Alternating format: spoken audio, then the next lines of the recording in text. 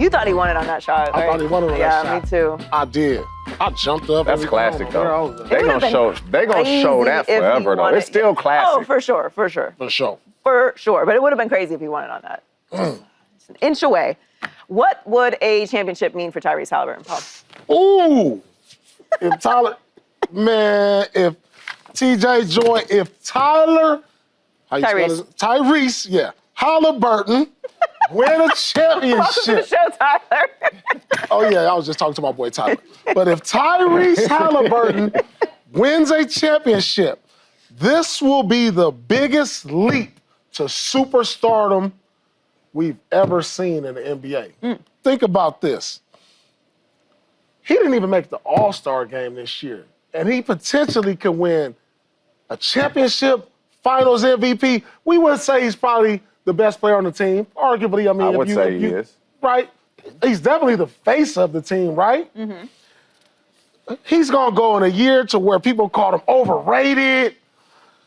You know, he can go from overrated to the best point guard in the league. Yeah. He could be if he win a championship, man, that's gonna disrupt the league. Cause it's like, when have I ever seen a point guard of his caliber not make the All-Star team, get his team to the finals, be called overrated, and if he win finals MVP, don't let him win finals MVP.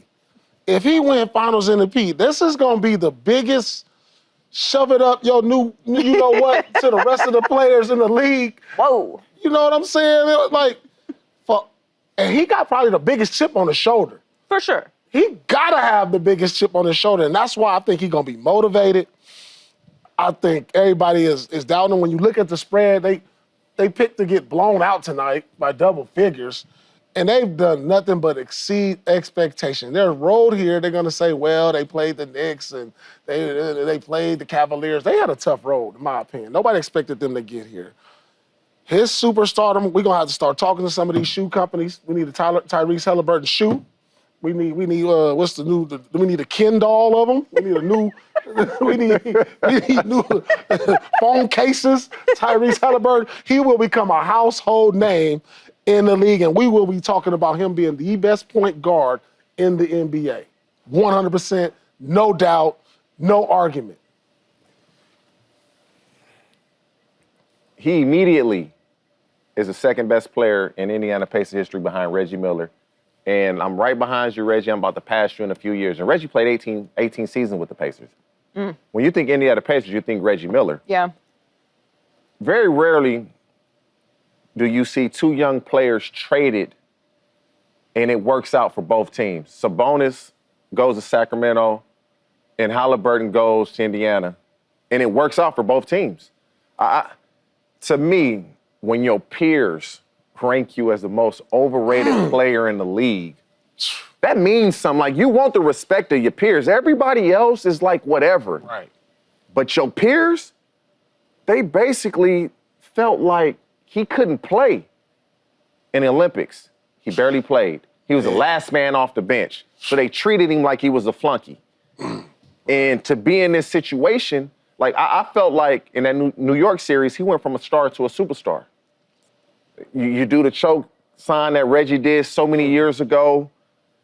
He can catapult himself to a bona fide superstar and on his way to being the greatest player that organization has ever had play for him.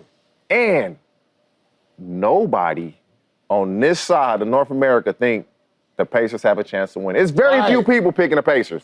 Right. So you're a big underdog. Your peers voted you the most overrated. You didn't make the All-Star team. You barely played in the Olympics. And now you're about to win an NBA title. If he does that, it does so much, not only for him in the basketball world, but his confidence in himself. Like, man, it don't matter what anybody say. It don't matter what anybody do. If you believe in yourself and you go put the work in, this is what you can be. Because Steve Kerr didn't believe in him. His peers didn't believe in him. They voted me most overrated. The coaches in the NBA didn't believe. They didn't even put him on the All-Star team. Yeah. But I believe in me, and this is what I do. Well, no one's going to call him overrated anymore, even if they don't win the finals. That's dead. That's dead. It would definitely cement him as one of the top 10 players in the league and the best point guard in the league for sure. And I agree, it would be a massive catapult from someone that, NBA fans are aware of to a legitimate superstar in the league. And when you win a championship, that changes how you walk around the world. And if you're able to do that whilst being massive underdogs, no one's picking you. No one picked them at any point, really. No point. I mean, they had a tough road to get to the finals. No, they earned their way here. There's no question about that. They earned their way here. And then he didn't win Eastern Conference Finals MVP. Man, they called. Hey, look what else they said. And the MVP, he kind of stepped up. It was like, I mean, he was doubted right there. Right. That's what I'm saying. At every point, they've been doubted. At every point, he's been doubted. So yeah, I mean, it would be, because right now we still don't really know where to put him in the league. Man. But if they end up winning the championship and he wins Finals MVP. I mean, Paul, one of the greatest players ever play in the NBA. Where would you, right now, without the title, where would you put him? I mean, he's definitely an all-star. An all-star. And like this but is... But like, where do you put him in the league? Number-wise, top 20, top 25, top 15? I think you got to start putting him in that top 15. I mean, listen. To me, he's top 10 because I would want him on my team. More so than players that... Like, I would rather he be my point guard than Luka. You know what I'm saying? And Luka, he's going to get all the gaudy stats, 20, 30, 9 assists. But, like, his play is more infectious to me than Luka. He gets his team. He's elevated this team full of guys that people can't even name the starting five. The casuals can't tell you the starting five of the Pacers. That's true. You know what I'm saying? Like, people barely know Tyrese Haliburton. Yeah. But they're going to know him after this finals. And just his impact, his excitement, the way he moves the ball, the way he gets people involved, it's Magic Johnson-ish to me. He's elevated his team, the Indiana Pacers, to levels that I never thought they can go as constructed. I thought they needed another superstar, but he's the superstar. Well, also, yeah, to that point, like, if they end up winning the championship, it shifts the league a bit because Ooh, it does. You're talking about a team that truly had no certified superstars. One all-star in Siakam, who I would still say most casuals are not fully aware of. Mm-hmm. So if you can put a team together like this, right, and win a championship with the path that they have, because you really can't, you can maybe say something about the Bucks, whatever, but you took down the number one team in the East. Yep. And then he took down the Knicks, convincingly. Mm-hmm. So this win for the Pacers, OKC's expected to win. They're huge favorites. They've got the league MVP.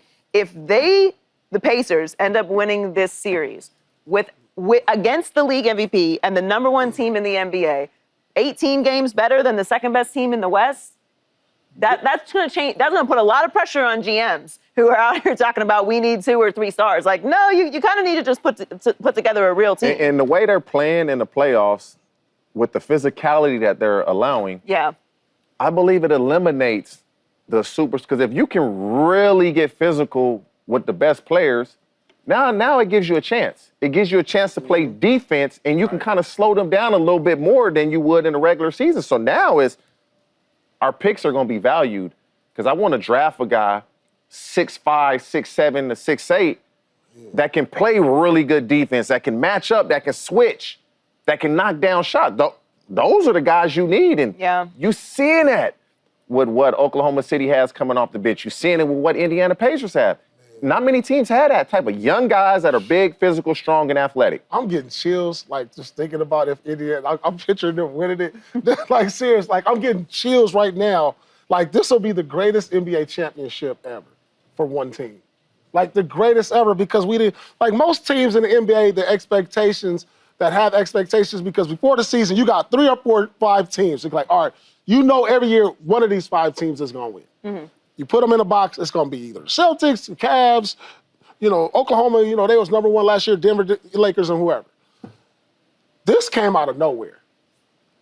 This will be the greatest championship in league history. Even back in the mid-'90s when the Houston team won with Akeem Olajuwon. They was like the 5th seed, but you still had Akeem Olajuwon. Yeah. He was still one of the best players, MVP, in the league. Would you put it with that Pistons team? With Chauncey Billups in 2004, they had more Tayshaun stars. Prince, Rachel Hamilton, Rasheed Wallace. They're starting 5. Yeah. Ben You know Wallace. what I'm saying? Yeah. Like, people don't, you don't know they start. And they had one of the greatest defenses ever. Yeah. Like, man, you got overrated players on Indiana. you got Pascal Siakam, who won Eastern Conference MVP. People don't like, who is that? Not knowing that Pascal Siakam won a championship as the 2nd best player on the Toronto team. That's why if the Indiana win with the odds against them, this is almost like Buster Douglas beating Mike Tyson. Like, straight up. Man. So this may be the biggest championship in any team sport from the biggest underdog from the start of the season to the end of the season. Yeah, 100%. Well, yeah, I mean, especially when you talk about the expectations with the lack of superstars. Not now, not talking about what we've watched from Tyrese Haliburton and the Pacers through this postseason. Before the season started. Does the NBA like this? Do they like this? I love Two small market teams. I love it. This is high. Do they like this? I wonder who's the idiot before the season that lives in Indiana bet them to win the championship. They're happy right now. Somebody did it. They're sitting on that front couch like, yeah, I got a shot. Or hurt the Thunder. I think it'll help them and hurt them. And what I mean by that, helping them saying like when you go through a long season and a long playoffs, you're dealing with some type of injuries. Yeah. Whether it be like a sprained thumb, a thigh bruise, a jammed toe. Those extra days off help you to heal. And on the flip side, my experience having a lot of time off, I never liked having a lot of time off in between series because it's kind of like, you're so used to playing every other day or every 2 or 3 days. Now that you got to extended rest, it kind of throws off your rhythm. It kind of throws off your routine because your body has been getting used to playing in rhythm in 2 or 3 days, 1 day, back to back. And so it can potentially hurt their rhythm, just as a team and their chemistry at first. I think it throws it off. You could be a little cold because you forget like the intensity that you got to play at. You forget the speed. You're like, oh, dang, you're coming to it and you get hit. It's like, whoa, because I felt like that happened to the Knicks versus Indiana. And when the Knicks was off and playing Indiana, that first game, they just punched them in the mouth. Mm-hmm. And so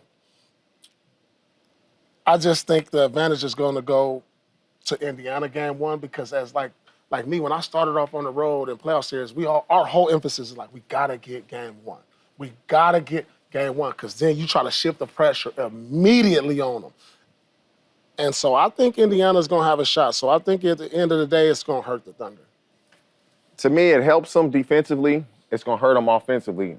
Offensively, on that side of the ball, it's more of a rhythm side of the ball. Defensively is just effort. And you want that rest. And the Thunder are a defensive team.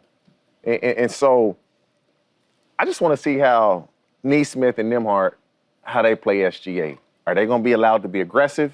Mm-hmm. Because Indiana's had a lot of time off as well. It's not as if... Pacers have had 5 days off. OKC have had 8 days off. It's not as if they just played on Monday. They last played their game on Saturday. So that's a lot of time off as well. To me, it boils down to what Paul said. If you hurting, you want the days off. You go to game 7, New York, win this. You want that extra rest because you want to get to feeling close to 100% as you can. But if you don't have any real injuries, it's going to hurt you because now you start to get anxious. You working out, but you're not really working at the speed and the pace you need to play at for a game. And so defensively, though, the way Oklahoma City play, the guys that they play, that's just effort.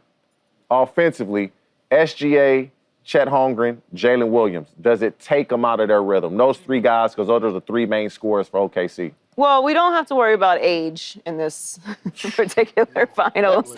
The oldest player is 38 for the Pacers, that's James Johnson, and Alex Caruso is 31. So these are 2 very young Alex teams. Caruso is the oldest player for Oklahoma City? Yeah, 31. Wow, and he young. Yeah. So this is a very young finals. So as far as the recovery goes, obviously they at least have that on their side. But you know, you guys are athletes. You like your routines. You like your rhythms. You like, as soon as that starts to throw it off, like it's the cycle's different, and you know, you need to kind of feel that. Don't be off early. Yep. I knew it. And you're going to come with intensity. Like, it's going to be a very intense building. So I'm with you. I think I would agree that it favors the Pacers in that way, not because of, you know, them being old, but it's so much a rhythm, and you can kind of over-prepare sometimes when you have too much time. It starts to get in your head. But we will see what happens tonight. Subscribe here to get the latest from Speak, and go watch a few segments from our other shows on FS1.